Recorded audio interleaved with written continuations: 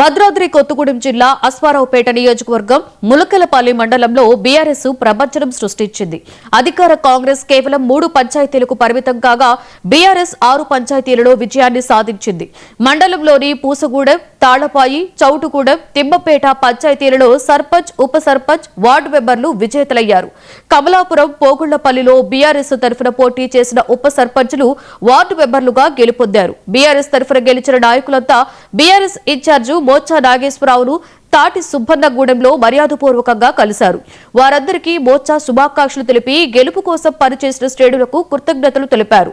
ఇదే స్ఫూర్తితో రాబోయే ఎంపీటీసీ, జెడ్పీటీసీ ఎన్నికల్లో కూడా పనిచేయాలని మోచ్చా సూచించారు.